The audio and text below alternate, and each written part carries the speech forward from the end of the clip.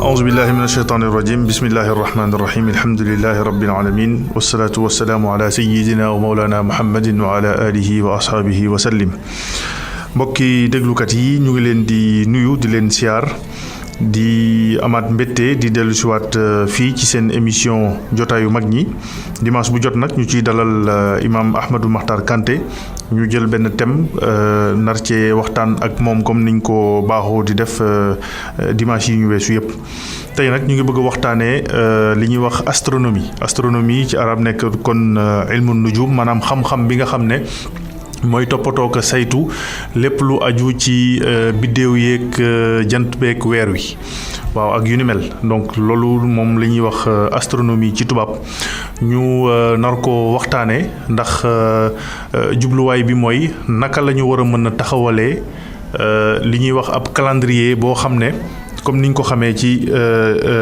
calendrier grégorien bi ñu taxawal calendrier boo xamante ne bii séntu weer ak yu ni mel xëy na dinañu wàcc wala boog même bu wàccul totalement it dinañu am ay calcul yu précis pour xam ci ban fan la ñu nekk ci at mi fépp foo xamante ni fii foofu lañ ci toll est-ce que xam-xam la boo xamante ni bii war nañ koo mën a jëfandikoo ci li nga xam ne mooy sunu jaamu yàlla ak sunu diine loolu tam muy laaj boo xamante ni bii tam jar na ñu indi ci ay leeral est-ce que war nañ koo mën a utiliser pour li nga xam ne mooy natt xam ban bés la ñu war a koor ban bés la ñu war a korité ban bés la ñu war a jàpp arafat donc ak tabaski ak yeneen ak yeneen tam xarit ak yooyu donc muy xam-xam boo xamante ni bii daal palaasam ci diine l'islam war nañ ci moom la ñu bëgg a waxtaanee ak xool naka lañ ko mën a jëriñoo ak ci fan lay sukkandiku ci charia ak ci téere yi nga xamante ni moo tënk diine l'islam rawatina alquran ak hadis yi nga xamante ni rot na ci diine joojule kon comme ni ma leen ko waxee kon dañuy dalal imam Ahmadou Makhtar Kanté moom nga xam ne moom la ñuy waxtaanal ci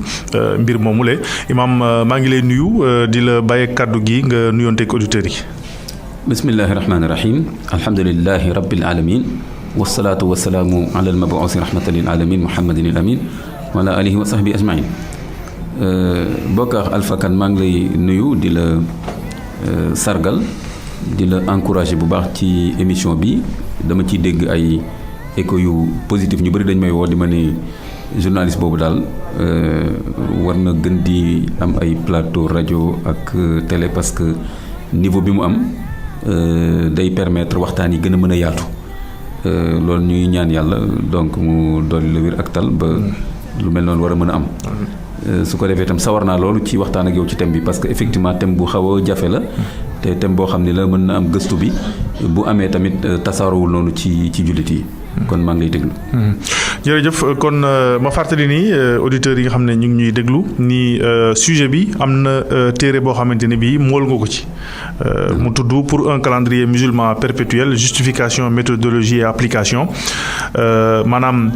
su ñu bëggee taxawal ab calendrier ci wàllu l'islam calendrier boo xam ne du dañ mu wekku nag ci ay calcul maanaam loo xam ne dañ koy régler ba nga xamante ni du dañ téere boobu yaa ngi ko génnee ci weeru avril bii ñu génn maanaam matawul bu amee weer it ci leem kon ma fàttali ko auditeurs yi nga xam ne ñi nga xam ne yittewoo nañ ko mën nañ cee jokkoo ak yow wala ñu jokkoo ak ñun ci rajo bi ñu wax leen ni ñuy def ba mën cee jot pour mën cee am gëstu livre bi nag ñu ngi ko bind ci arabe ak ci français mu ngoog kon al imam laaj bi ma la bëgg njëkk a laaj mooy l'islam est-ce que dina nangu di utiliser ay xam-xam yu scientifique yu mel ni astronomie ak yooyu di ko dugal ci li nga xamante ne lii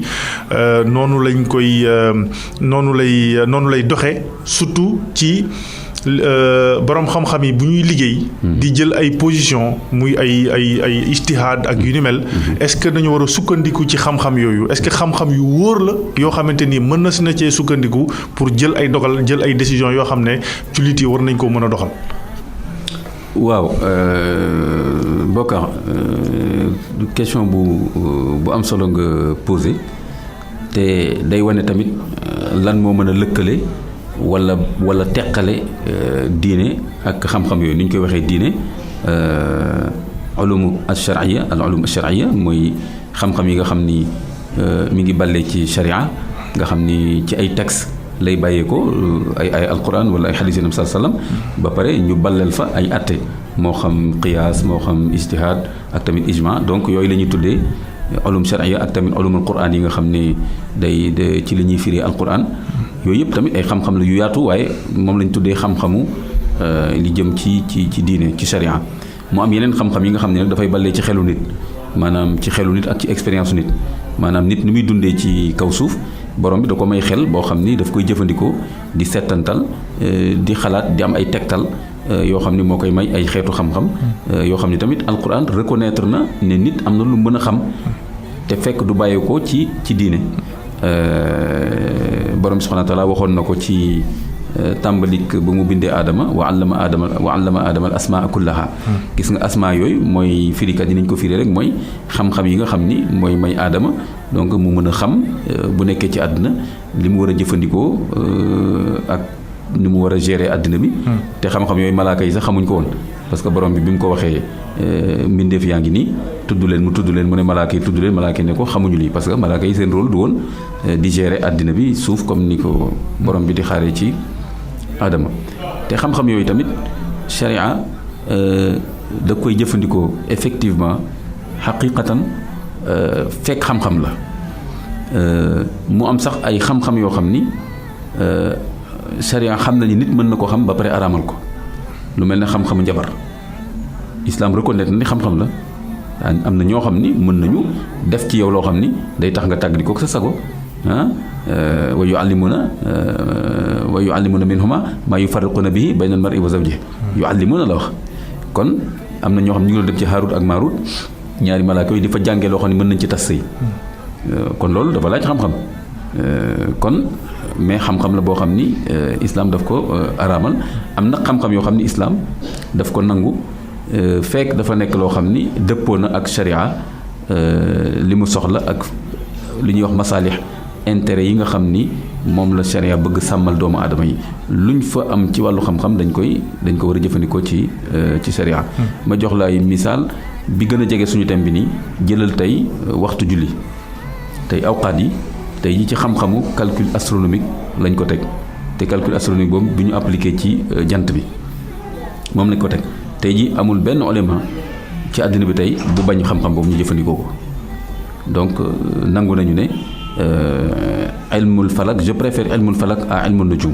parce que ilmul nujum dina ci ñëw du ñàkk day indi tuuti confusion parce que xam-xamu njabar dafay dugg ci ilmul nujum alors que ilmul falak astrologie voilà astrologie te astrologie moom dañ ko dàq waaw ok te pourtant voilà mooy ay horoscope yeeg yi nga xam ne dañuy prédire avenir ak gisaane yi voilà mooy xam-xam gisaane yooyu su ko defee moom la yim sa salam di wax ci xadis man ata arrafan ku dem ci gisaane kat gëm li mu wax mu ngoog ay bàkkaar a ngi ci donte woon siiw na loolu Sénégal waaw kon ilmul falak laa gën a préféré ndax au moins kullun fi falaki yasbax terme boobu day wane ni kon lu ñu natt la bu ci nekk am fu muy féey ak fu muy demee kon xam-xam yooyu effectivement islam daf koy jëriñoo te tamit Yonent bi sallallahu alayhi wasallam boo ko doon na jëriñoo xam-xam yu mu fekkoon ci jamonoom ñëwul wax ne xamu leen dara déedéet doon na jëriñoo xam-xam yu mu fekkoon ci jamonoom Yonent sallallahu alayhi wasallam jamonoom yëre yu mu fekk ñu koy ñëw ñëwul ne tailleur xamu leen dara moom ci boppam yëre yi arab doon sol moom la doon sol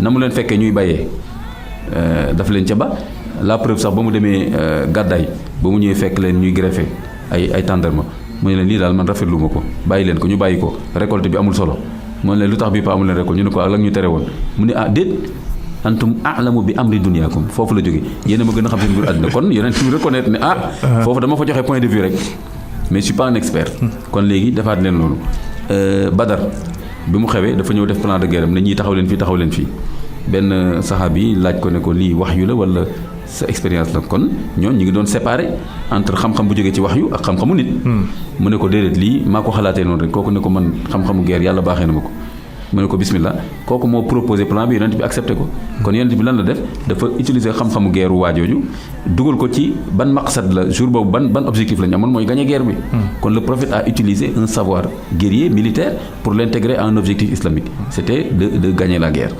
bëri na exemple yu mel noonu tey ji tamit benn boroom xam-xam dàqul le fait que ñu mën a utiliser boussole pour xam penku bi benn boroom xam-xam dàqu ko tey ji tamit ma wax la bépp boroom xam-xam boo xam ni mat nga li nga war a mat pour nekk mufti mënoo fatwa ci domaine bu mu mën a doon te dégluwoo domaine boobu ñi ci géeju ci xam-xam te day dugg ci fasalu ahla zikri in kuntum laa ta'lamuun dafay dugg. tey jii benn borom xam-xam balaa muy wax masalan jigéen mën na avorter étape bi mu toll il faut mu laaj ko gynécologue bi. kooku ne ko développement bi fii la toll lii ak lii moo tax ci sunu xam-xam ñu jàpp ne suñu bàyyee mu développé wu ndaw si mën na cee faatu. mais moom doo gis benn faq yi mu xool benn jigéen rek xool biir bi nii rek daal ne ko waaw léegi mën nga avorter abadan kon xam-xamu àddina. alquran tam mi ngi wax ne li ngeen jàngal seen xaj yi tàggat leen domestiquer leen ba su ngeen leen sànnee na ngeen wax bismillah bu ñu jàppee fàdd dégg nga rey ko daggal na leen. foofu alquran mi ngi utiliser terme ilm li ngeen leen xamal kon nit mën na dresser animal. dressage bi waaw. kon yooyu yëpp ay exemple la yu ma lay jox pour wane ni. kon diine am na fu muy soxla xam-xamu àddina. alors ñu dem nag léegi ba nga proposé kon ci livre bi ne dañu war nañu mën a xool nu ñuy taxawalee calendrier perpétuel boobu luñ koy doyee ak ban problème lay régler. aywa question bu am solo la luñ koy doyee loolu c'est important parce que charia dafa nekk loi bu réaliste charia du def ay loi lu ñu koy spéculative. maanaam xëy na su nit demoon bay naaw wala xaw ma lan benn kii kon charia déedéet charia day traiter ay problèmes yu concret donc effectivement waruñu rek calendrier pour calendrier mais lu ñu koy jëriñ ak lu muy régler ma jox la ci benn exemple wala quelques exemples yu koy wane mooy gis nga ci suba maa ngi dégg ne Pakistan gouvernement bi dafa bëgg léegi ñuy def calcul astronomique al xisaab al falaki pour def calendrier parce que sonn nañu léegi ci affaire wuute bi. du rek Sénégal de. waaw ñu bëri dañuy wax loolu naa Sénégal àddina bépp ñu am problème boobu. alors mu ne am na ay nitu diine foofu yu bañ loolu dina ci ñëw après. ça montre que y a un problème Turquie dañuy jëfandikoo alxisaab falaki Kadhafi daf ko doon utiliser Libye Malaisie dañ koy utiliser Europe Allemagne dañ koy utiliser Kosovo ak yooyu dañ koy utiliser léegi. ma jël kaawu Sénégal pour walla ni pourquoi ñu soxla calendrier ñu jël kaawu Sénégal. lan moo nar a xew ci Korité bi di ñëw yàlla nañ ci yegg ak jàmm mën na am ñetti fan Korité mën na fi am lu tax parce que ñi woor altine suba incha allah la ñuy séntu ndax mooy seen 29e jour dañuy appliquer règle 29e jour nga séntu. bu ñu séntoo altine ñu gis c'est possible ñu gis. waaw. wala ñu ne am na ñu gis ñu wóoru leen te comme ay jullit lañ bu ne gis nañ ñeme woo wax ne gis waxuñu dëgg ñu gis wala même bu ñu gisul Sénégal ñu ne am na fu ñu dégg ci àddina bi ne gis nañ. xam nga am na commission boobu les musulmans du Sénégal ñoom dañ naan fu mu gisee ci àddina bi te information bi ñu wóoru ko dañ koy jël te ma wax la benn affaire Bokar dinañ ci gën a xóotal mooy effectivement lundi ci la weer bi di xëy dinañ ci ñëw ci la nekk iqtiraan bi conjonction bi dinañ ci ñëw mais attention lundi ci la weer bi di xëy dëgg la ci côté bi côté Afrique ak y compris Sénégal duñu mën a gis weer bi lundi mais attention am na fu ñu ko mën a gis ci àdduna bi lundi mën nañu ko gis Polynésie ak Islande. mais pas sunu boor yi ñun. mais pas sunu boor yi. mais attends mënuñu ko gis suñu boor yi mais ñi nga xam ne ñoom dañu basé wu ci ne fu ñu ko gisee valable na am nañ droit. wari très bien. kon cela veut dire que possibilité wari en tout cas pour benn groupe Sénégal surtout groupe lundi bi possibilité wari mardi am na. waaw. moo xam dañ ko gis Sénégal même bu ñu waxee ne Sénégal gis nañ ko fi te weer bi xëy na boo leen weddi tamit mu ngoog. amuloo base légale waaw. amuloo base légale. te ñoom tam dañu ñu jullit lañu. gis nañ ko. léegi suñu gis kon mardi possible na. beneen bi mooy suñu gisul lundi kon dañuy mottali 30 jours mardi kon ñu korité mercredi. kon mardi mën na am mercredi mën na am d'accord. waaw léegi nga jël commission nationale bi. ñoom mardi la ñuy séntu mooy seen 29e jour. suñu gisee mardi te normalement calcul astronomique danañ ko gën a xóotal li mu indi mooy ne war nañ ko mën a gis parce que weer bi mi ngi daw depuis samedi. Bokar depuis samedi ci 10 heures weer bi xëy na bay daw xoolal loolu ba mardi quand même ça veut dire que na fekk weer bi rëy feeñ leer naññ mardi ci guddi bu ñu koy xool dina fi def au moins 1 heure de temps wala 45 minutes yoo xam ne après timis ku ko séntu di nga ko gis. mais bu fekkee séntu na te gisuñu luñ ci mën. kon jeudi la ñu wari. kon au lieu que ñu wari mais attends voilà kon dañuy matal war jeudi. suñu gisee wari mercredi. kon Sénégal c'est possible que ñu wari mardi wala am ñu wari mardi am ñu wari mercredi am ñu wari jeudi waaye léegi lii rek indiwul coow. waaw te benn mënoo ci dàq benn. waaw parce que nekk am na base légale. voilà. waaw ku ci ne am na en tout cas fu mu ko mën a teg justifié. effectivement mooy base légale. effectivement am na fu mu ko mën a teg mooy damaa séntu. waaw gis wala gisuma. waaw moo tax sama téere ak sama gëstu yëpp fi mu toll mooy ne. affaire gis boobu ci boppam. lañ war a régler pour que ñu am critère boo xam ni. kenn du ci werante. mais problème bi mooy xam nga hadis bi dafa ne bu ngeen séntu leen 29e bu ngeen gisee ngeen woor. ngeen wori. wala ngeen woor bokk ça dépend ci ndax début bi la wala fin bi la hadis bi loolu la wax mais jafe-jafe bi ñuy am te bëgg ñu soxla ci ay leeral mooy jamono jooju jamono bi nga xam ne yonente bi mi ngi wax loolu. waaw astronomie amoon na. waaw dëgg am xam-xam la bu nit ñi xamoon. amoon na kay mais lan moo tax ca jamono jooju sukkandikuwuñ ci pour apporter plus de précision parce que je pense que 29-30 bi c'est aléatoire. te ça peut porter à confusion. alors que am na xam-xam boo xamante ni bii xam-xam la boo xam ne mën nañ ko jëfandikoo avec des moo gën a en tout cas moo gën a précis que séntu 29 après 30 ak yu demee noonu. pourquoi jamono jooju xëy na ci arabe yi utiliser wuñu astronomie. déjà da nga posé benn problème bu am solo boo xam ni du ñàkk tam ñu xóotal ko mooy que ni li nga wax ne. lu tax duñ utiliser lu gën a précis. te effectivement ulama yi boo jëlee ku mel ne Qaradawi nga xam ni c'est pas n'importe qui ci wàllu xam-xam mooy président actuellement des ulémas du monde sunnite fi mu nekk nii am na borom xam-xam yu bëri yu ko nangul ne mufti la mujtahid la. mujtahid. loolu da nga koy compter. je me demande est-ce que am na keneen à part moom gisuma ko de ci littérature bi. moom laa gis ay ulémas yu ponkal yu ko seedeel ni mujtahid la ci jamono ji. ndax peeg na mazahib yëpp. xam na li ñu bind ci domaine bu mu soxla. wala boog su jëlee temps xool ko dina xam ku nekk lu mu wax ak fam ko teg ak raisonnement bi indi loolu ba moom wax li mu xalaat. loolu mooy mujtahid. en tout cas il fait autorité. voilà. mën nga bañ a jubóog moom nag. ci yenn voilà mais voilà il fait autorité ci loolu. kooku par exemple dalay wax ni ci affaire jëfandikoo charia. moyen bi gën a précis lay jël te loolu xel nangu na ko.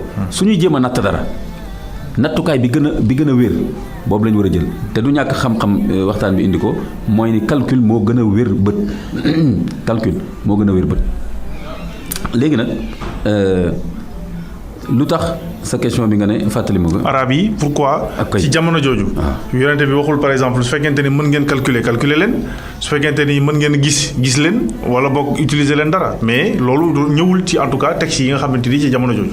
dëgg la c'est vrai ñëwul mais am na ci àtte fiq loo xam ni c'est pas parce que texte bi ñëwul rek charia du ko nangu mais mën nañ ko ballee ci texte bi wala ijma am ci wala ijtihaad feeñal ko dégg nga ci wàll boobu donc loolu question de fiqh lay doon il est vrai que Yonent bi sallam waxul loolu mais en même temps terew ko kon nag voilà question bi foofu lay nekk donc ñi lay wax ne waaw Yonent bi sallam wax ci xadis bi mais terew ko léegi ñëw ci xadis boobu suumu li ru'yatihi wa aftiru li ru'yatihi fa in ghumma alaykum faqduru la ak variante yi faqduru lahu salaasina yawman salaasina xadis boobu daanaka mën nga wax ne du problème mais mooy problème mu jullit yi pourquoi parce que li ma tuddee la lecture littéraliste dañu wax ne kon yem sasam dafa wax ni na ngeen woor su ngeen ko gisee ngeen dog su ngeen ko gisaatee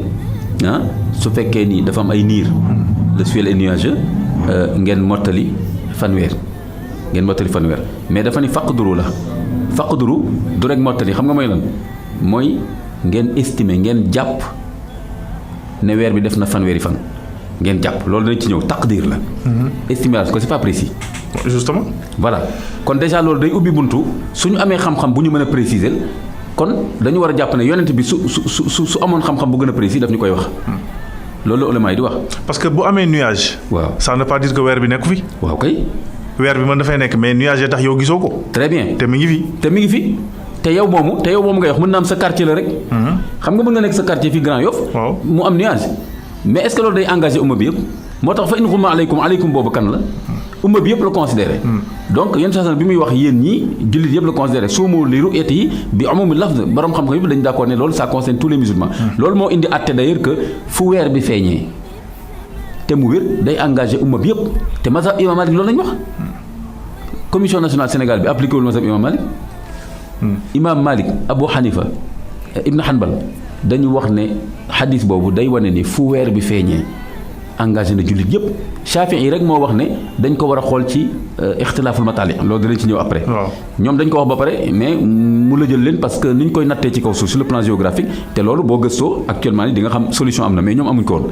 mais kon affaire nuage boobu déjà il faut ñu relativiser ko parce que tey jii soo nekkee Dakar ne nuage waa Fouta bu ñu amul nuage nag doo leen bàyyi xel. Mali bu ñu amul nuage nag. bokkuñ ci umma bi. te léegi moyen de communication yi xëy na jamono jooju boo nekkoon Fouta ñun ñu nekk Dakar. waaw du ñu mën a déggante. waaw kay du ñu mën a coordonné. waaw mais léegi jumtukaayu xarala yi tax na ku nekk Indonésie sax mën nañu am xibaar bi ci saa si fii. te jumtukaay xarala yooyu amul benn aalim bu wax ne dafa aram. waaw est-ce que mu ko dégg benn aalim bu ne téléphone aram na. wala bu kenn joxante information. wala bu leen dugg avion wala et cetera. kon moyen technologie yooyu nga xam ne moo ñuy may information boobu noonu tey ulama yëpp dañ koy utiliser te boo duggee ci site bi ci internet bi ulama yëpp am nañ site. kon nag léegi su fekkee ni am nga information bi kon léegi nuage boobu mënatul nekk contrainte. c'est-à-dire mënoo rek léegi ne man mii te li ma la wax ko léegi mooy man mii yow kan c'est-à-dire que benn groupe wala benn dëkk wala lan kon xumma boobu attention c'est relatif. mooy yow ba ngay seet wala yéen mbooloo boobu bi ngeen di seet am na lu leen gêné mën na sax bañ a nekk rek nuage ah. yow. voilà moo tax il faut pas être littéraliste. waaw fa in xumma aleykum c'est vrai que dugal na nuage mais rek pas nuage borom xam ne dañu lay wax ne bu amee lu tax mënu leen a gis. waaw. guerre mën na am. saxaar bombardement saxaar. waaw grêle ay saxaar ak yooyu waaw. kon bu ñu tëju ci affaire boobu li ñu fa war a jàng rek mooy lan mooy contrainte mooy am na lu leen teree gis. mais terewuloo weer bi mi ngi fi. xam nga souvent da ngay dégg sax ñu naan weer bi mi ngi ci asamaan mais weer bi mi ngi tout le temps ci asamaan daf fi mës a jógee. kon weer bi mi ngi fi tout le temps problème bi xam nga mooy lan mooy kañ lay xëy. kañ lay jeexal. ba dellu si waat. te léegi loolu xataa adakal urjunul qadim. te léegi loolu mën nañ koo xam. ci xam-xam bu wér mën nañu xam kañ lay xëy. mën nañ xam kañ lay xëy. bu ko defee addina bi yëpp fu nit mën a nekk. dëkk bu nekk. dina xam ban waxtu la weer bi xëy ci calcul. léegi mën nañ ko xam xoolal à la seconde près. waaw léegi. comme ne buy xëy bi samedi lay xëy 10h02. waaw léegi mu des beneen mbir 29:30 bi. xam nga tey jii boo defee calendrier. xam nga calendrier tubaab yi par exemple bi ñu am. bu ñu nee 1er janvier wala 4 avril.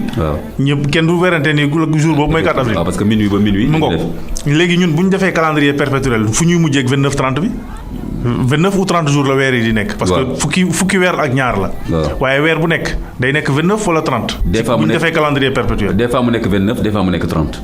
waaw des fois mu nekk 29 des fois mu nekk 30 donc conclusion bi ma aboutir sama recherche bi gis ko xool. mooy que ni ñaari tegtal la ñuy soxla ñaari critères pour am calendrier perpétuel mais attention calendrier perpétuel musulman.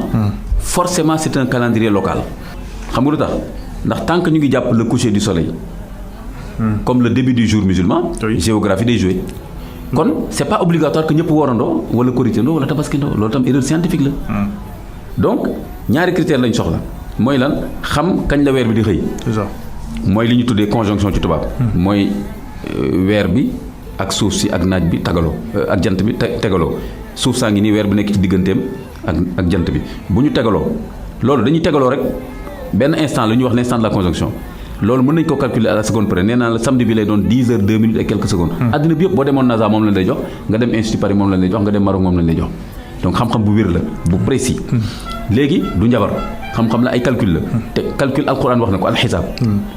huwa alladi jaala shamsa wal qamara huwa alladi jaala shamsa diyaan wal qamara nuuran wa qaddarahu manazil yooyu mooy les quartiers croissants yooyu li taalamu adada sinina wal xisaab الشمس والقمر بحسبان même racine bi la voilà natt bi xusbaan mu ne li taalamu adda sin wal xisaab li xoolal laam boobu laamu ngeen xam la ngir ngeen xam mën a xam nombre ak mën a calcul nag bokkar attention calcul c'est différent de adad mooy nombre mooy ngi di benn xale ni nga tegal ko ñetti banaana mu ne la papa lii ñetti banaana la mais soo ko nee weer bu nekk sa papa jënd ñeenti banaana indi ci kër gi bu at bi jeexee ñaata banaan la ci kër gi il faut mu def multiplication. calcul commence loolu mooy xisaab.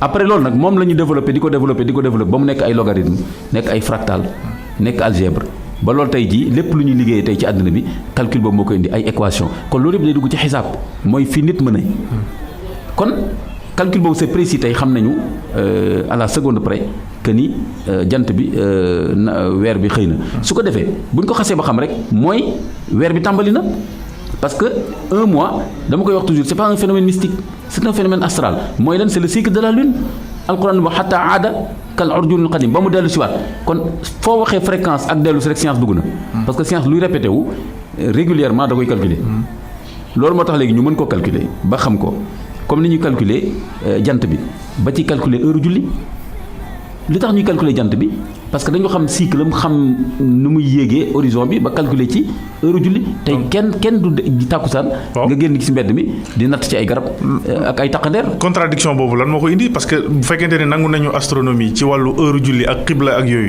nanguwuñu ko nangu ci séntu weer.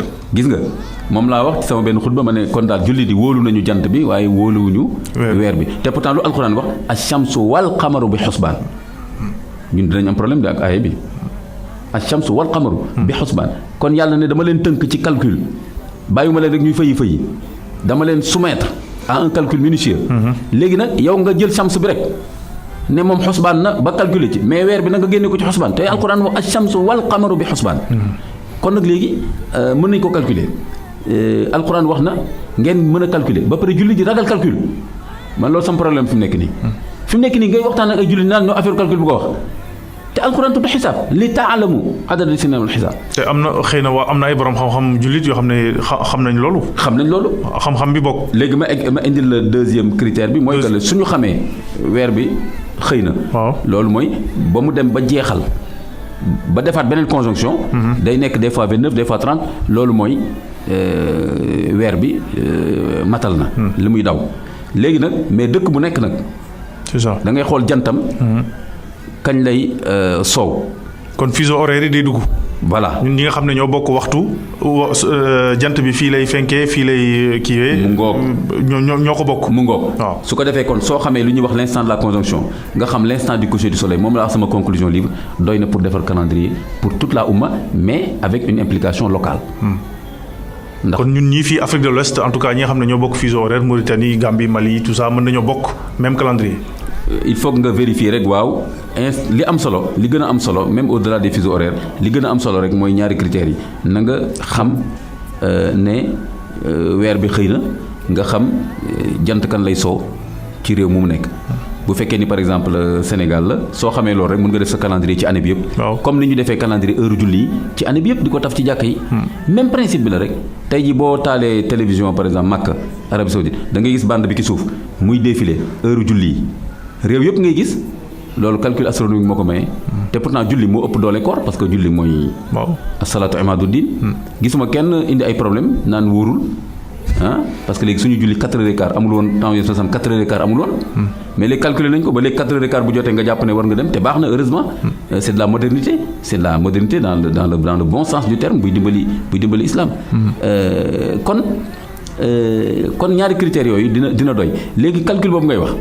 mais non seulement alquran wax na ko mais Nabi sallam wax na ko ci benn xadis moo tax ñuy wax ne waruñu jëfandikoo calcul ñu xool xadis bu baax ulama yi comme ñu ma la wax Qaradawi ak ñeneen ay Moustapha Zarqa ay ponkal ay Tantawi et cetera dañ lay wax ni xadis boobu niñ ko déggee wérul parce que xadis bi Nabi sallam lu mu ci wax inna ummatun ummiya la naktubu la naxsubu wala naktub ashahru hakada dañ lay wax dafa ne ñun dañu nekk ñoo xam ne mënuñu calculer kon wax na fa naxsubu Ibn Hajar al Asqalani daal ne fii lu mu fi jublu mooy alxisaabul falaki mi ngi ci charam boo demee ci charxam mi ngi fa.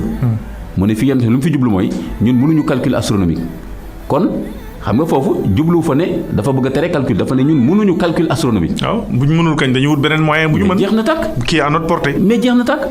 am ñu fa jëlee ne daf ko tere. ulama yu bëri jëlee ko fa mooy li ma wax les littéralistes c'est pas péjoratif yabuma leen mais c'est une lecture littéraliste te loolu amul rek ci islam ak alquran ni ñu yabee l'islam léegi loo wax rek mais idéologie boo dem ak kii boo dem da nga fay gis ay littéralistes ay pur et dur xaw ma lan les gardiens du temps texte rek mu ngoog li lu mën a doon boo demee ci rabbin ñoom du ñu sóoraale l'esprit waaw kay c'est-à-dire que ñoom li ñu bind daal ci loolu la ñu Marx est-ce que foog nga ni tout le monde avait la même lecture du Capital de Marx Trotsky ni mu ko lire bokkul il est beaucoup plus radical que Engels que keneen Évangile tu crois que tout le monde a la même lecture Torah rabbin yi demal nga xool il y a plusieurs écoles ba ci Coran bi sax Coran bi la même chose donc loolu yëfu nit la nit moo am problème boobu ak texte léegi nag su ko defee texte boobu ni ñu ko liiree la léegi nag yonent salaam daal ne ñun mënuñu calculer mënuñu bind. mais weer bi dina def yenn saa yi 29 yenn saa yi 30. xam nga Asqala Ibn Hajar nga xam ni ponkal la ci xadis. dafa ni fii ça c'est important pour ñi ñuy déglu ñu bàyyi ci attention bu baax. dafa ne fii yonent bi mi ngi wax ak arab yi. njëkk a dugg ci lislaam nga xam ni ci jamono jooju xamuñu dara ci calcul astronomique ñoom lay waxal kon xoolal contexte bi mais ça veut dire que waxul ak ñëpp ak waxul ak jamono yëpp. Ibn Hajar moo ko wax ci saram te tey jii ñi contre calcul dañ lay sital Ibn Hajar de. parce que c'est vrai parce que Ibn Hajar dafa wax loolu ba pare. daal ne les calculs c'est interdit loolu mooy paradoxe bi. mu ne yeneen bi ñooñu lay waxal de kon contexte bi ñëw na ñoom Qaradawi xam nga lu mu tontu foofu par exemple dafa ne j'espère qu'on va pas me prendre pour un fanatique Qaradawi xam nga lan man dépassé naa man di nekk ay yu mel noonu donc alors Qaradawi dafa ne bu ñu xoolee texte bi te du moom rek bu ñu xoolee texte bi. yém sa sam dafa ne ñun mënuñu calculer mënuñu bind la naxsubu wala naktub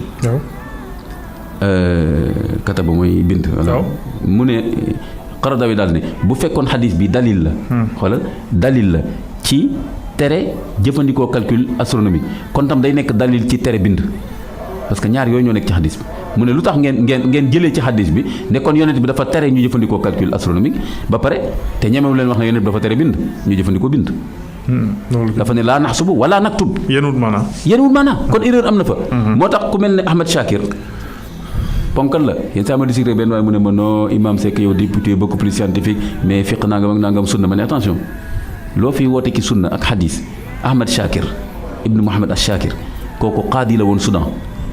nekkoon dafa qaadi juge suprême Soudan pendant des années parce que amuñu woon borom xam-xam bu tollu niveau am ci Soudan ñu Soudan abal leen Égypte abal leen ko ci de son temps c'était parmi les meilleurs ou bien le meilleur ci ilmul hadith. Il est décédé en 1959 contemporain la.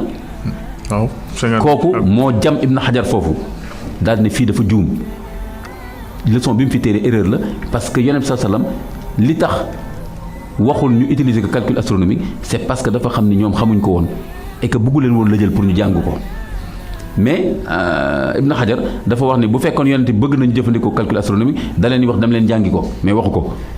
Ahmed Shakir ne ko non c'est l'inverse parce que nous sommes pédagogue la loo xam ni jaamu yàlla la te dañ koy soxla ci weer yëpp léegi bu leen ne dem leen jàngi ko léegi kañ lañ koy xam ba mën koo appliquer mu ne leen continuer leen li ngeen di def parce que yéen mënu leen bind.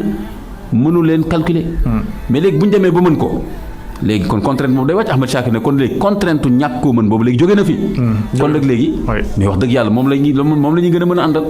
léegi nag Qaradawi wax na ko Moustapha Zarqa wax na ko ñoom Tantawi ñëpp wax nañ ne depuis Subki au 16e siècle Taqiyuddin Subki nga xam ne tam moo doon mufti jamonoom moo doon mujtahid jamonoom Taqiyuddin Subki Shafi'i la mais jamonoom ci monde musulman bi dañ koy déglu moom tam waxoon na ni bu benn xalifa les califes là accepté nit ne gis naa weer bi te fekk calcul astronomique bi dafa joxe ni weer bi xëyagul kon kooku d'accord na calcul. Taqiyuddin Subki au 16e siècle déjà c'est pas un débat récent donc pour wane ni hadith boobu souvent sooy dégg ci plateau yi ñu discuter presque duñu ko tudd xam nga lu tax parce que ulama littéralistes yi ñoom dañu exclure hadith boobu ci biir débat bi loolu moo tax ñi nga xam ne si ñoom lañ jàng. xadis boobu soo waxee ñu leen non xadis boobu kenn du ko jëfandikoo mais dañ ko war a mettre sur la table du débat. oui ci la bokk. parce que c'est le seul xadis d'ailleurs bu yonent bi tudd xisaab kon yonent bi xamoon na xisaab. mais wax la ni Ibn Hajar. kon ce qui fait que pour synthétiser idée bi. c'est que yonent bi sallallahu alayhi wa sallam xamoon na existence su xam-xam bi comme outil wala moyen bu mën a régler problème bi.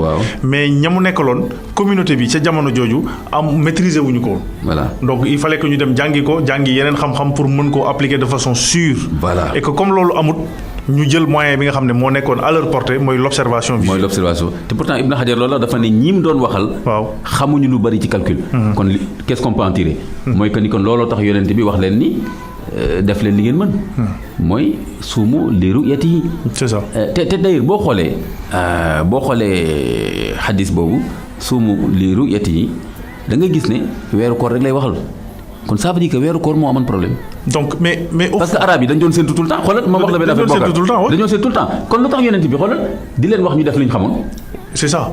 xam nga lu tax. parce que bi weeru koor nekkee farata am ñu ëppal commencé di woor te fekk séentuwuñu loolu moo indi soomoo li ru'yatihi sinon arab yi doon nañ séentu amoon nañ 12 mois. doon nañ séentu waaw. islam dafa soppi compter le temps. voilà. oui.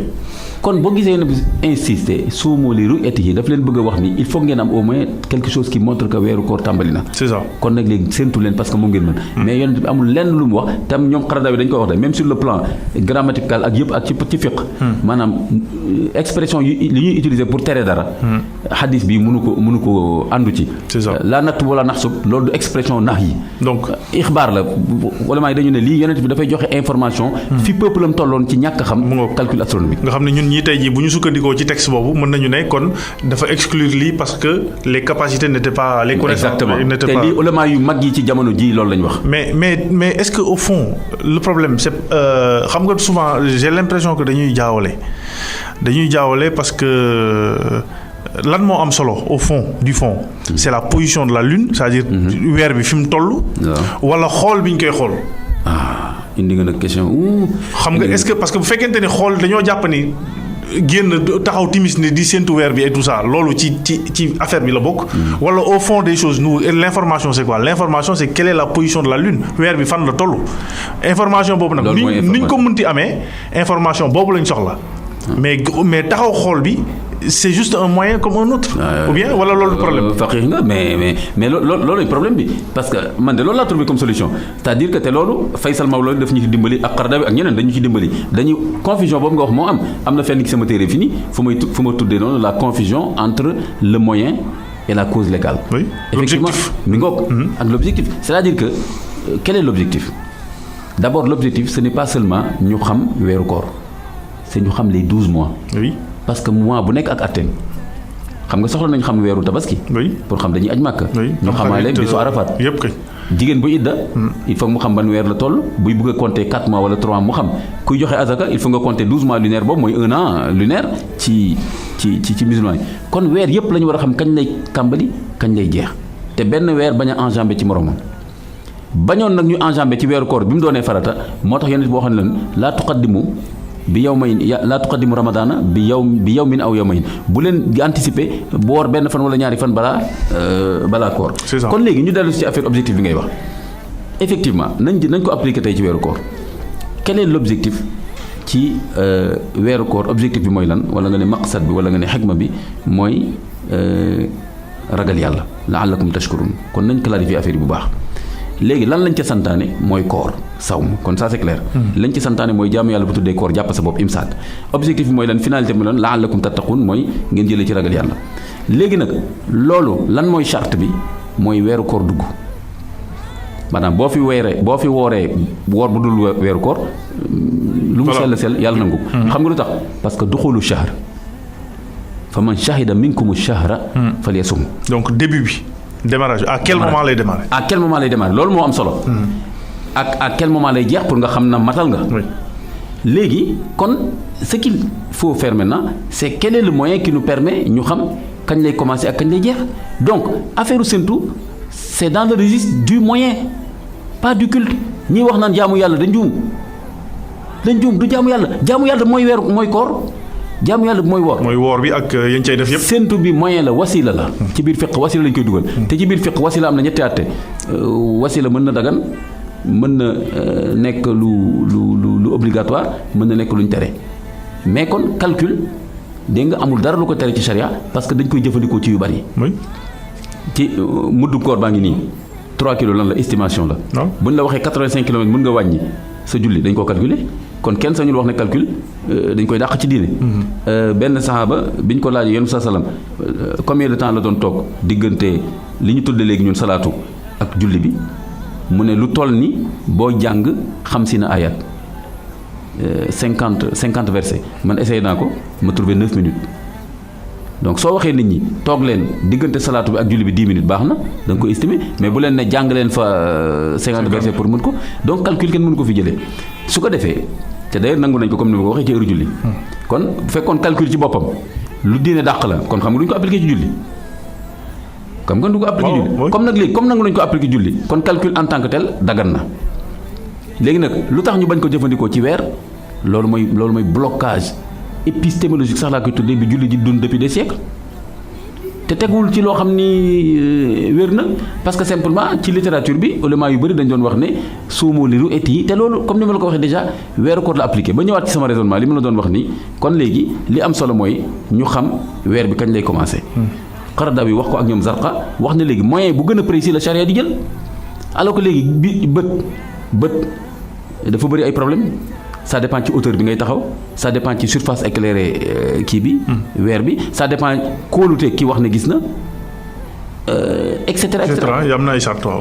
alors que calcul bi dafa précis et ça donne un avantage universel mooy c'est un moment universel boo xam ni suñ ko xamee à la seconde près foo nekk ci àddina bi mën nga jël sa crayon noir def benn carte xam ne ñii mën nañ gis weer bi te comme ni nga ko waxee weer bi ñu xam fi mu toll moo am solo parce que mi ngi tout le temps ci asamaan si mi ngi tout le temps ci asamaan si ñu xam fi mu toll est-ce que mi ngi ci début cycle am wala ci fin bi loolu moo am solo moo tax man sama téere boobu ma posé woon question daal ni faut-il savoir ou suffit-il de savoir ou faut-il voir man ma répondre il suffit de savoir.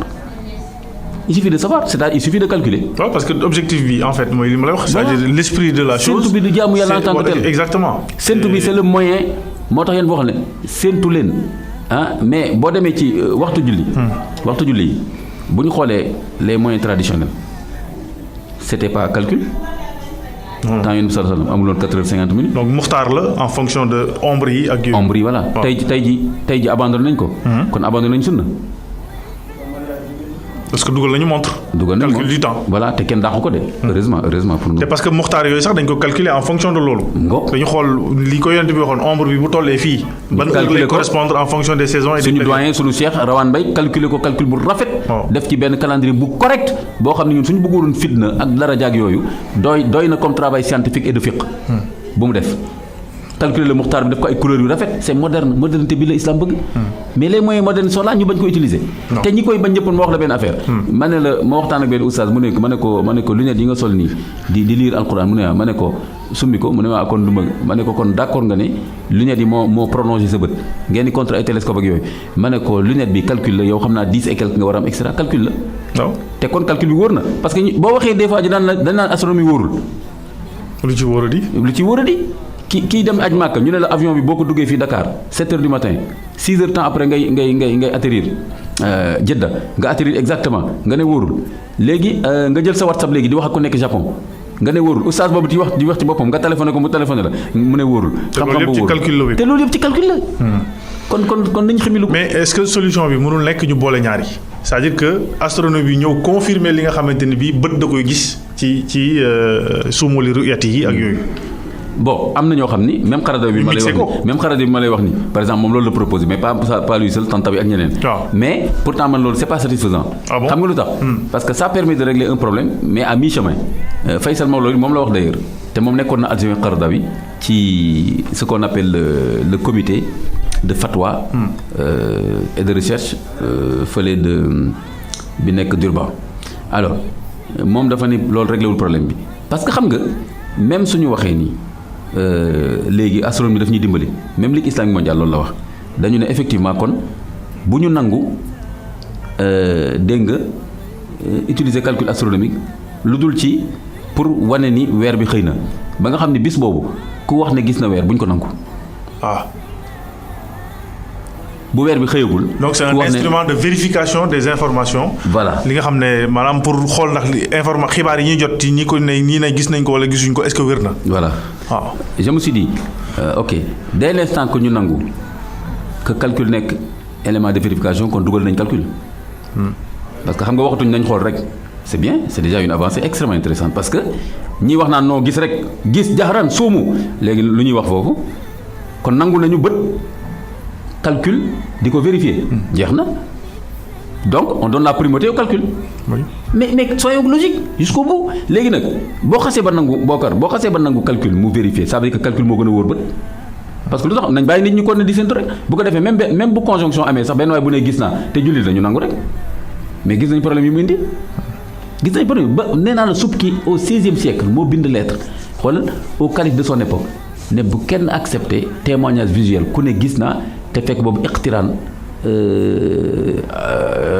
ci lañ nekk wala amagul. ci misaal bu ñu nee comme ni ko communiqué ASPA bi waxee. waaw ñu ne lundi ci guddi sunu zone bi fii ñu nekk nii fii Sénégal fii. duñ ko mën a gis. waaw bu kenn xëyee yëkkati loo xam ne man gis naa ko. dañ ko war a bañ mais à condition que nga d'accord ni calcul wér na kon xam-xamu calcul bi wóor na wóor boobu. waaw wóor na wóor boobu. bu ñu nee Sénégal kenn du ko gis kenn du ko gis. kenn du ko gis wóor na wóor boobu. voilà ba tax bu kenn yëkkatee loo xam ne man gis naa ko fii ñu ne loolu du lu wér. du lu wér ñu dàq ko. waaw ñu dàq ko calcul bi wóor na wóor boobu. xam nga lu la koy wan tamit mooy que même calculer heure jullit xoolal wóor na ba ci minute. kon tam bu weer bi wóor na parce que tey jii xoolal sa montre yi ba nga heure nga jullit 4h15 4h25 nangam ay minutes. te loolu kenn remettre ko en cause. waaw surtout timis beeg fajar bi ci ay minutes la tënku. ay minutes la tënku. parce que muxtaar yooyu ñoo gën a xat moo tax. mu ngoog donc calcul bi wóor na moo tane bët gis nga bët tey jii am na saison yi nu muy changé rek timis sax doo ko xamee seetlu nga loolu. voilà saa gis mu xaw a xonk nii fekk jant bi soow na bu yàgg mais par exemple nekk nii boo xoolee ni mu relatifé boo xoolee tey nga xool niveau géej gi nga xam ne mooy horizon bi da ngay gis lu xonk noonu. waaw fekk jant bi soow na bu yàgg. mais loolu luy feeñ la nii rek. mais loolu kon calcul bu précis boo laajoon waa météo ñoo naan la. 19h03 mooy coucher du soleil ça c'est un calcul universel. wóor la def léegi nag xoolal virgule bi ci am. ñàkk wóor bi am ci virgule yooyu loolu du ci dara xam nga lu tax parce que taqdir la parce que même 30 jours yooyu ñëw ci xadis bi wóorul c'est-à-dire que mën na am. weer bi 29 jours la am mais comme yéen xamu leen ci dara. ngeen def ko 30 kon estimation la mais c'est pas exact. c'est ça la preuve mooy yonent bi war na ba suba. am benn bu ñëw ne ko gis naa weer bi dem mu ne Bilal waxal nit ñi ñu dog. ça nous est arrivé ici hein. mu ngo oui. donc affaire bët bi ak tamit ñàkk wóolante bi am léegi gis nga kon bu amee ñu wax ne lundi gis nañ ko mënul nekk ci fii Sénégal mais nee naa la mën nañ ko gis feneen. waaw loolu c'est clair. waaw léegi kon dañuy indi ci beneen sujet bi mais pour confirmer pour indi beneen exemple ci li ngay wax nii xam nga fajar bi dañ ne hatta yatabayyana lakum xaytul abyad minal te xam nga kenn du xëy suba yor ñaari wëñ naan damay xool ban laa ciy gis ak yooyu. gis nga da ngay tënku ci heure bi rek julli sa julli dem foofu li mu fa jublu woon rek mooy. ba fajar xar. waaw mu ngoog. loolu rek jublu woon moo tax ki jël ñaari. hadis bi leer na ci di wax nii. pourtant texte bi soo toppee texte rek. voilà mu ngoog loolu moo tax ma ne nañ def attention loolu laa tudd littérature voilà am na yeneen exemple aussi. par exemple soo jëlee wa aidu lahum masratan min quwwa wa min ribatil xayl ba aaya bi jeex na ngeen leen waajalal pour dissuader seen ennemi na ngeen leen waajalal lu ngeen mën ci ay fas yu ngeen takk wa min ribatil xayl min quwwa wa min ribatil xayl mais tey guerre tey est-ce que da ngay jëfandikoo aaya boobu nga defar say fas nga dem song char de combat yi ñu wax la nga ne aaya ma ne alquran ma ne wa min ribatil xayl loolu mooy contexte arabe yi min quwwa moo am solo wutal leen doole. c'est ça fu doole toll nga wut ko. donc toujours l'objectif viser l'esprit. waaw kay. maqasid yi waaw ku mel ne Qaradawi day insister ci loolu am na benn téere bu am solo bu mu def ci affaire compréhension sunna day joxe exemple yu précis daal ni suñ jëloon texte bi nii rek problème am. problème day am. kon nag fii dem c'est la même chose. texte suumu li ru'yatihi c'est spécifique au Ramadan. alors que le texte sur le calcul yonent bi dafa wane ni su ngeen mënoon calculer mënu leen calculer mais na ngeen xam ne weer bi yenn saa mu def 29 saa mu def 30 loolu science dindi ko. kon nag tey mën nañ calculer kon mën nañoo. pour tous les mois mën nañ ko calculer. fixer calendrier mën nañ fixer calendrier sur un an. au Sénégal xam nga nu ñu koy defee. par exemple tey jii mën naa ko mën naa jël je travaille avec un astronome à Paris Patrick Rocher.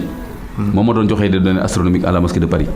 un astronome accompli mais tey jii jox na ma année 1440 jox na ma kii bi calcul yi léegi mën naa xam chaque mois kañ lay commencer. Muharram Zulhijja et cetera kañ lay commencer conjonction bi kañ la ba pare mu jox ma heure coucher du soleil à Dakar. donc 1440 mooy sunu at bi ñu nekk nii. ci weeru jullit. voilà mu nekk 2019 kon. waaw léegi dafa am beneen problème aussi bu am boo xam ne bi mën nañ ci il faut que ñu wax ci quelques mots mooy affaire position géographique bi. est-ce que ñun Gambie bu ñu gisee weer bi Sénégal ñun war nañ cee mën a wari. pas forcément gis nga tamit. Bon attends ça dépend moo tax il faut être précis parce que souvent détail yooyu le diable est dans le détail. moo tax may la weer bi bu feeñee Gambie. voilà est-ce que ñun Sénégal war nañ cee mën a wari. mais très bien léegi d'accord. léegi ñoo bokk lépp. waaw problème bi attention léegi nag problème bi foofu la nekk léegi ça dépend ci ni nga ko waxee wax dafa doy waar de c'est-à-dire que da nga ni suñu gisee weer bi Gambie donc cela veut dire que gis nañ ko fa. waaw su fekkee gis nañ weer bi Gambie benn problème lay njëkk a posé man en tant que scientifique man fi mu nekk nii du ma doyloo rek ñu gis ko dinaa xool par exemple est-ce que logique na par rapport aux conjonction bi ah oui. non waxuma sax ci xoolal Mali am na ñu wax ne gis nañu weer bi dimanche. waaw te man jàpp naa ni mënul nekk dimanche. waaw am na ñu woor Mali dimanche. pas lundi mais. waaw dimanche am na ñu woor dimanche Mali. alors que conjonction bi permettre ko. loolu dëgg la waaw. donc damay xool mais nañ dem ci hypothèse bi nga wax. dans le cadre ñu gis ko. dans le cadre général. waaw ñu gis ko Gambie bu wekku dëgg bii c'est-à-dire ñu ne weer wi feeñ Gambie. gis nañ ko Banjul diw ak diw ñoo ko gis et cetera est-ce que ñun Sénégal mën nañ sukkandiku ci loolu pour wari wala pour woor. mën nañ ci sukkandiku mais attends pas scientifiquement mais mën nañ ci sukkandiku parce que lii comme ni ma la wax ñetti mazahib yëpp. waaw wax nañ ni fu weer bi feeñ donc même bu dul Gambie rawatina nag Gambie nu mu la jegee fu weer bi feeñ. ñëpp mën nañ ci sukkandiku mu des benn condition balaa fajar parce que koor fajar lay commencé. waaw fekkee jot nga information avant fajar. mais fajar sax guddi na parce que weer bi timis période du timis bi noonu lañ koy gis. voilà kon balaa fajar di nga am information. surtout léegi xoolal encore science ni mu ñu dimbalee waatee encore. mooy que ni am nañ information tout de suite ñëpp mën nañ ko yëg. àddina bi yëpp mën nañ ko yëg. kon dañ ko war a jëfandikoo donc mën na nekk. sous réserve aussi comme ni nga ko waxee ñu vérifier conjonction bi. voilà. est-ce que ñooy wax ni gis nañ ko jour boobu scientifiquement nit mën na koo gis ci zone bi ñu nekk. voilà loolu su amee. waaw information boobu fiable na àddina bi yëpp mën nañ ci tënk ku nekk na nga xool sa jant kañ lay soow. kon kay le problème il est pas compliqué kon. je ne vois pas je ne comprends pas pourquoi ñëpp ñi jaar fii ñi aw fële affaire yi jaxal. waaw mais problème de compréhension moom texte yi rek xam nga lu tax mu compliqué mooy li ma la wax deux choses mooy lecture littéraliste hadis boobu. waaw. suumu li ruy etiba te boobu nee naa la pour weeru koor ko tax a jóg te wax naa la expliqué naa la à peu près que ni la taxoon mooy ñi doon yàkkamti di woor mais yonent bi jubluwul woon ci loolu pour régler le problème du moyen en tant que tel. oui ça on a. voilà beneen problème bi mooy xadis ba la ñu négliger sur le calcul. waaw beneen problème bi mooy alquran wax li taalamu wa addina wala xisaab ñu négliger xisaab ak beneen problème bi mooy ñuy jëfandikoo xisaab ci yeneen domaine ci diine comme julli ba pare ci koor ñu naan kenn du jëfandikoo calcul. problème bi foofu la nekkoon de mais il y a une solution. mais tey jii ulama yu bëri d'accord nañ ci xoolal le conseil théologique de France. waaw bu la français bi nax c'est des français de nationalité mais ñi cëpp ay naar lañ ay arab lañ d'origine. ay jabala ak yooyu qui ont fait des doctorats de fiqh ay Azhar ak ay Jordanie ak ay Arabie Saoudite ñooñu ñoo fa nekk ay góor ak ay jigéen su génnee nañ léegi benn communiqué wax ne la conjonction se fait le samedi. dégg nga kon ça fait le lundi dama juum sànq ba demee ko samedi le lundi à 10h. donc eux ils considèrent que mardi sax mooy korité te man d'accord naa ci loolu le jour astronomique mooy que ni comme weer bi xëy na lundi mardi ci timis dégg nga bis weer bi commencé na weer bu bees jot na. sauf que lundi ci guddi bu ñu ko séentoo duñ ko gis. lundi ci guddi. lundi mooy correspondre ak 29 jours yi. waaw lundi parce que mënoo woor lu yees 29. voilà lundi ci guddi lundi ci guddi am na fu ñu ko dul gis attention. waaw am na fu ñu ko dul gis. waaw ñoom dañu ne am na ñoom wax nañ am na fu ñu ko mën a gis. ce qui fait que ñoom kon mën nañ ko arrêter mardi. parfaitement et logique na. waaw ça dépend des zones. te waaw mais ñun fii mënuñu ko. fii xam nga lu tax. loolu communiqué bi waaw. communiqué bi nee na fii Sénégal gii fi ñu nekk. waaw lundi ba ca guddi bu ñu séendoo kenn mënu koo gis. waaw xam nga lu tax loolu. waaw je mets un bémol ci communiqué boobu. waaw mooy communication xam nga lu tax. fii à condition que nga tënk sa bopp ci critère u gis. waaw mais fekkee da nga tënk sa bopp ci critère ni ñu ko waxee léegi fi weer bi toll kon mën nañ ko critiquer sax. France ñoom bu ñu ko gisee lundi ci guddi kon mën nañoo wari mardi. non France sax duñ ko gis. non exemple la rek quoi. waaw mais France sax duñ ko mën a gis. mais xam nañ ne am na d'ailleurs communiqué bi sax je crois que loolu lay wax. am na fu ñu ko mën a gis j'aime bien ça. am na fu ñu ko mën a gis ci àddina bi. loolu doy na. waaw mën nañ ko gis Polynésie lundi. donc ña ko gis foofu ñun mën nañ ci tënku pour wari. wala téléphone ñu ne la gis nañ ko. waaw kon mën nañ ci tënku. donc tu vois wala boog kuréelu jullit ya fa nekk.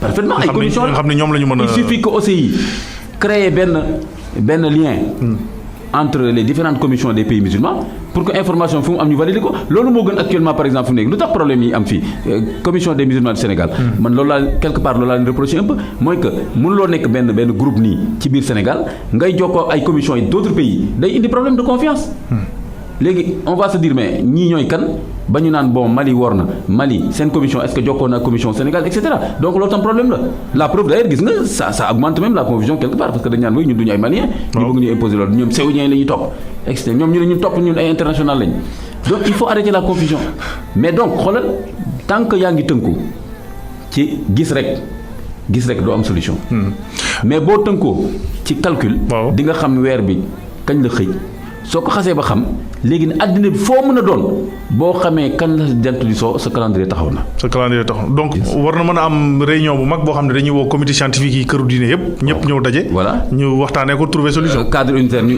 ngi ci xalaat. cadre unitaire defaloon naa leen benn papier cadre unitaire sollicité nañ ma ne ma proposé ñu benn feuille de route. ma proposé leen benn feuille de route ne leen problème yi lii ak lii la ñu war a waxtaane. léegi ñoom par exemple ñoo gën a mën a waxtaanee loolu que man benn individu man chercheur la. je garde mon autonomie je suis très jaloux de mon autonomie intellectuelle kon nañ ma bàyyi rek man may gëstu lu ma sawar ma def léegi nag ñoom ñi nga xam ne teewee réunion comité bi ak yooyu pour cadre bi luñ ma ci laaj rek ma def waaw parce que mais xoolal mais nag réunion yu bëri ak bureaucratie temps boobu la amul na Sénégal la nekk xam na nu mu demee mooy xoolal réunion tous les jeudis vendredi xaw ma na du ma ko def parce que dootoo am temps bu gëstu lii il a fallu ma tëju pour def ko léegi nag mi ngi nii téere bi nañ ko exploité génne problématique yi suñ bëggee ma systématiser leen ne leen lii ak lii léegi nag ñoom nga xam ne ñooy comité scientifique cadre unitaire nañ wax ak xalif yi ba ñooñu nangu ñu def benn daje commission nationale bi Iyane Thiam kilifa yi nañu wax ak moom. mu toog ñu woo ñëpp mu nekk un atelier national inclusif. c'est ça kër yëpp am na ay borom xam-xam donc war nañu mën a ñëw. man sama jaan wàcc na kon léeg-léeg kilifa yi nañ. bu dee diine ñu tax a jóg war nañu mën a trouver solution. waaw dëgg yàlla te ce serait tellement beau pour l'islam xoolal. parce que ce serait une conciliation entre la modernité la science l'islam et la politique pour wane ni islam diine bu set wecc la bu jaar yoon la mais julli di ñu am problème. mu ngoog jërëjëf imam Ahmadou Makhtar Kanté mu nekkoon seen émission jotaayu mag ñi ñu doon waxtaanee mbirum weer wi ak calendrier boo xamante ne bi mën nañ koo taxawal ba génn ci coow yi nga xam ne day am ci séntu weer ak yenn fête yi nga xamante ni dañ koy célébrer mu ci mel ni tabaski lu ci mel ni tamxarit lu ci mel ni korité ak koor ak yooyu jërë ngeen jëf ci déglu bi imam Kanté maa ngi lay gërëm bu baax a baax ci mbir yooyu la bii mooy nag sunu dernière émission ndax ku weeru koor gi. waaw daanaka jeex na. dimanche bi di ñëw du fekk ñuy woor. mais du ñàkk dinañ am auditeurs yi dinañ la déggaat ci yeneen émission fii ci kër gi ci ndénkaane ak chronique yi nga xam ne yaa ngi koy def. ak misaan bi ak yeneen émission yu bëri ma lay jaajëfal bu baax ci ni nga ànd ak ñun ci weeru koor gi. ci leeral yi ci wàllu alxuraan ci wàllu histoire yonent Yàlla Ibrahim alayhi salaam. et cetera ak yëpp ak taxawaay bi ñu lay gërëm bu baax a baax. ci ànd bi nga ànd ak ñun ñu leen di gërëm yéen it ci déglu bi di leen jox rendez-vous ci suba. ci seen beneen émission jotaayu mag ñi incha allah jërë ngeen jëf.